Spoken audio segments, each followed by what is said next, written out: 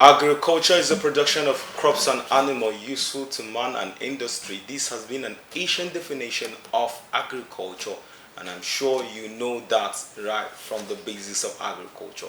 Anyways, agriculture is not what we're here to define, but we're here to talk about Back to Farm, the only program that comes to you on your Agriculture Research Council of Nigerian Television. My name is Joshua Isha. I'm your host, of course, as usual, where I make sure we bring to you things that will make you go back to farm so we can be able to sustain ourselves as a people. The way things are going, if we don't all take up our hoes and fold our leaves and go back to the farm, we might end up feeding on ourselves. We hope we don't get to that very point, but only if we all pick up our hoes and our mechanized farming and of course go back to farm. It is on that note why we are here on the program Back to Farm, discussing with experts and professionals in the agricultural world. And of course our guest is the usual, talking about the Vice President of Farmers Association of Nigeria, High Chief Daniel Okafor KSMJP, who is always here with us. Chief, you are welcome to the program. Thank you, Joshua. All right. Any thriving economy has always depended on its youth as the backbone to use their energy to be able to put them at the front in the map. The musical aspect of Nigeria, the entertainment industry, has put in Nigeria in the global map as our music has been exported to the nations of the world. Other aspects like IT, some few people have made some exceptional discoveries in that aspect and they put in Nigeria on the global map. But today, Nigeria is really facing some sort of laybacks as a result of the negligence of agriculture, which was our first love since the inception of Nigeria. Now, one of the people who have really neglected this is the youth. So today on the program, we'll be looking at how can Nigerian youth be part of agricultural development in Nigeria, seeing that we have the number of youth, we have the energy, we have the expertise. We have institutes, almost 31 or even 35 agricultural institutions in Nigeria. And every year they graduate heterogeneous number of people who end up working white-collar jobs. So today on the program, we'll be discussing how can Nigerian youth be a part of agricultural development in Nigeria.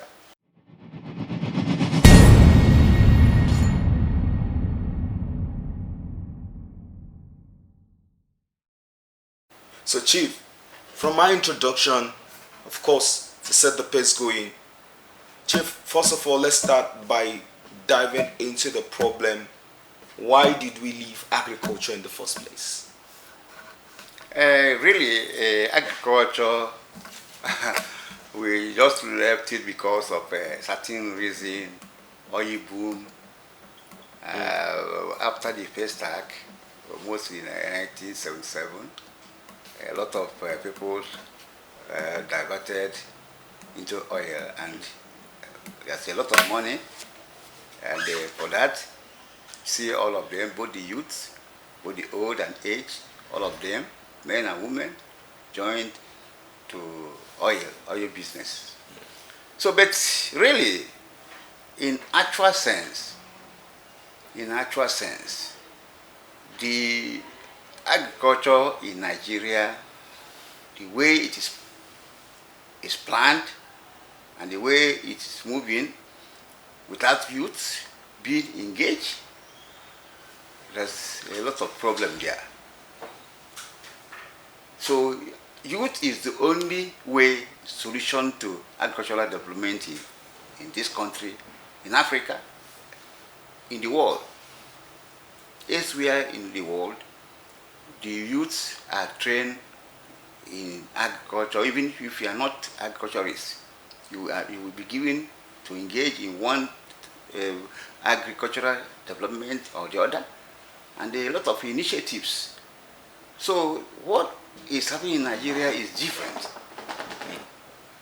Before the youth will go to agriculture, it will be attractive. How do you do it attractive for them? You should give them incentives.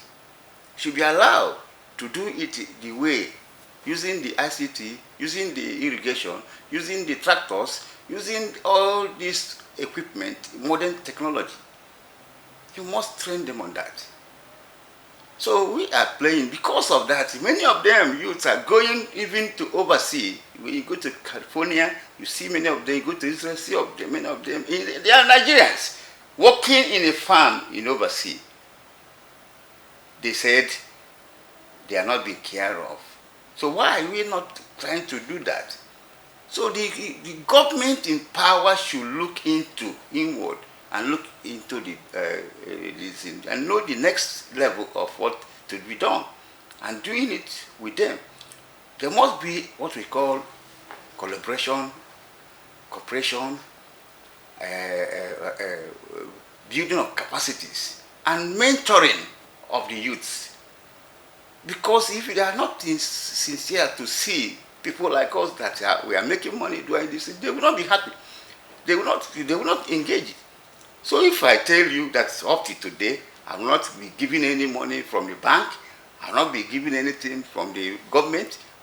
So actually, youth, why do you tell them to come? They must see the example of how do you. If you tell my son to come and do agriculture, tell you what is the father getting? Nothing. So what am I trying to say? The government should look into creating a youth forum for innovation in agricultural development in Nigeria. And without that, they will not be happy. And I want to tell the youth also, engage the government to give you account of what they are using your money. It is your money. It is our money. How can we do that? So the youth movement, I continue telling them, I used to tell them, we have a lot of youth in our district. I tell them, youth and women, engage the government. Engage them by telling them the truth. That this money they are spending and this thing they are making them to jagba. You see a youth, because before you know it, you say, I want to jagba. And after jagbaring, where are you going? The place they are going, go Malaysia, go to Israel, go to Egypt, go to all these places. They are working in the farm in California, or the other places. Working in the farm of this thing. Why? Why so? Why don't we have a virgin lands lying everywhere? You have a natural land that has many these things. So our soil, very excellent soils. So why are we not growing? Why are we not this thing? Why are those people going to travel out and start using their energy elsewhere instead of using it in Nigeria? They are the leaders of tomorrow. That they should engage their senators, they engage the governors, they engage their ministers. They will engage. Without that, there's nothing. So that is my own preaching. They should not allow us to continue engaging only the government and other things. Yes, they should engage the government and tell them what they want.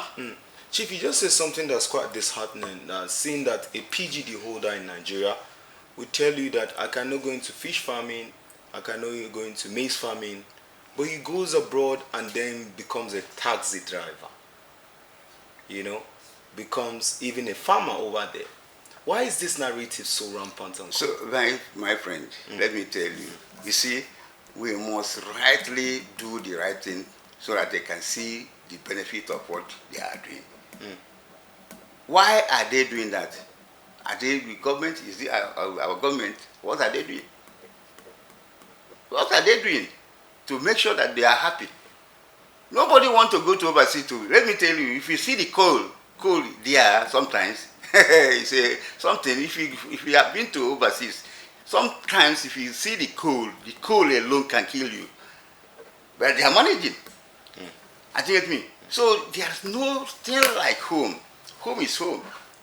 But the only point is here is that the government have not done the right thing. An enabling environment. Keep it.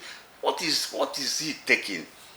Because most of them, they like to work in the home. Nobody likes their children to go japa. No. Some have japa before you know it, they die there. We have mixed a lot of people that are supposed to engage, mostly youths that are supposed to be engaged in agriculture in Nigeria are not doing that because reason is that they are not seeing the benefit. A farmer in overseas, the amount they are paying them here is much. Why are they here? All You right. hire them, you can't pay them much. Now, Chief, agriculture encompasses different sectors and different spheres. And the Nigerian youth, we think when they say go to agriculture, thinks that he just needs to go to the farm where he tills the land or do it about. But he can be able to provide tractor services, he can be able to provide seedlings, he can be able to provide insecticide services. There are different, he can be able to provide drones. But it's still agriculture. In fact, he can be able to transport goods and services to other regions. Still is in line with agriculture. Why is the government not looking at this very aspect to broaden the not just to cage it to going to farm to till the land, like say for example now the government is giving loans on people who they will train on how to use the drone, you know, to or the ICT, so that you can be able to water your flower, whatever. Why can't government be able to broaden this, not instead of you to just cage it in just one aspect of groundnut farming, this and this farming. Meanwhile, there are different aspects in which everybody will just bring his services. Say I have a farm now, I'll just contract a youth who has a tractor, he does it, and then get someone who has a planter, he comes to plant, then get someone who this is still agriculture. Why can't he just broaden this? So you see, I really thank you for this question, and I want to tell you what is happening in this country is different from what is happening in other countries of the world. But you see, you must get it right one day. Getting it right one day, I told you first of all that the youth should engage whoever is their ward chairman, whoever is their chairman of local government, whoever is a senator or rep or House of Assembly member, and their governors and the ministers of that is, and also the president of the country also should be engaged. We should tell them the truth. The youth should come out to say the truth to them. Tell them the truth. Why do you tell you? Because all this thing is what they're supposed to do, but it is capital intensive. The youth cannot do it without even giving them opportunity to go to the bank and without even asking them to bring their mother's death certificate and all that things. It's a problem. It's a problem. To say, let me tell you, if you government call up youths, if you want to do the farm, come to this office, open a farm, the tractors, buy the tractors, you will use the tractors, buy the other drones and other things, buy the vehicles, they will drive. There's no way nobody, even the people that you are talking about, PhD holder, they can drive a car, they can do everything. What is most simply, we use their youth age to do the best thing you can do in agricultural development. They can do that. But the most important thing is the planning. The planning is the most important thing. The government has no plan to the youth, and they don't want them to take over. So what we are talking about is youth taking over, and they must take over by themselves. And they should not be driven out of this. Engage them. Engage whoever is take over in your area. Engage their chiefs. Engage their His Royal Highnesses. Engage the churches. Everybody is involved. Because you see, without this now, one day you see those youth, instead of using this, they will come out of the street and start disturbing everybody. And that time everybody will know that what we are preaching is the right thing to be done in the right time. We really hope we don't get to that very time in Nigeria when the youths of Nigeria will be so jobless to an extent that they come up for the people in the helms of affairs. On that note, we'll be going in a quick break right here on your first agricultural TV station, where we've been discussing with none other but High Chief Daniel Okafor, KSMJP, and also the Vice President of All Farmers Association of Nigeria. How can Nigerian youth be part of agricultural development in Nigeria?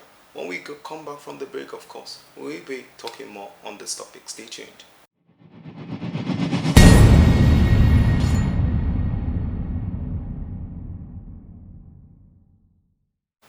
A million thanks for staying with us here on Agriculture Research Council of Nigerian Television. Good to come through right now at this point in time. And of course, we've been discussing how can Nigeria youth be a part of Nigerian agricultural development. And my guest has been the regular, of course, here, and talking about High Chief Daniel Okafor. Again, Chief, it's good to have you again. Thank you. Now, Chief, before we went on that break, you draw our attention as to if things are not really taken seriously, we might end up shooting ourselves on our legs, on our foot, by not engaging the youths, and then youths to engage in their chiefs on the right. So now, this engagement aspect, when you mean let's engage, is it that let's hold them accountable by going to their offices, by disturbing them, because Nigerian youths are good in social media, disturbing them on Twitter, disturbing them on X, and then the likes. Is it? What do you mean by engagement, generally? So you see, what I mean by engagement is engaging them by going to their offices with placards, going to the internet and Twitter, and use many things. Youth youth are not the kind of person that you can play with. It's only because they are there just to, and that is the reason why I see all the trouble that is happening in the country and they are listening, because most of them are not eating a day, and some of them are educated. So why are you talking about? And some of them are dying now. Some of them without saying, why should I finish my university for past 5 years, 10 years? I have not been engaged for anything. I have not done anything. Before you know it, they will die. Many of them are taking drugs and other things. So we should look into what they do, at least to engage them fully into a job that we are talking about. And that's the only way is agriculture. And agriculture is the only way to take all of them out of the street. And they are now in the street. Very soon, it will be a problem. And that is why we are hammering it now. We are saying it as an experienced groups that government should come in and engage them and make them useful as they are youths. Because there is a day that is coming that is not the best, it is not, will not be applicable to all of us. Okay. So we need to do something now to engage them to do work. Okay. Create an avenue. Why should they do that? Let's look for a land, create, clean a very, very big land, allow them to share it for them. They will start. If you want to do fishery, train them on the this thing, open a this thing for them to manage, and they will do it well. Okay. Now, Chief, I want to ask this question. You've been in agriculture for a very long time, almost all your life. How will you compare the approach of agriculture compared to your days and today as youths? In your days, how were the youths approaching agriculture? Was this something that you would just do because you didn't go to school, or you have to go study agriculture, compared to how it is today? What's the comparison between those days and now? No, you see, before now, there's a lot of things that we are talking about. Government really tried in those days, even before the war, before this civil war. There's something they created. They created a lot of avenues where if you don't do this, you do that. I think there's what they do before, where if you don't even want to go to school, you engage yourself in a beach where you do one work, or if you want to become a cocoa this thing, you go to farm, and there's a lot of incentives they are giving through the cooperatives in those days. Like in Anambra in those days, there's a Okpara grants that they used to give to those for rice farmers, for the potato farmers, for fish farmers many years ago. There's a grant that they give out. And there is what we call a section where they build a farm settlement. This farm settlement is, if you want to be a farmer, you go there, they will give you a land that I think it will help you to clean it or to use a tractor to do one thing or the other. And you see agent, I think extension agent everywhere. Today, where are they? There's nothing like that. So it is different, very different, and because the only thing that can help is looking inward to youths. Forget about us. Let's talk about the youth and see how we can engage them. So engaging the youth to do the right thing. Tell the youth, hold these people I'm talking about accountable.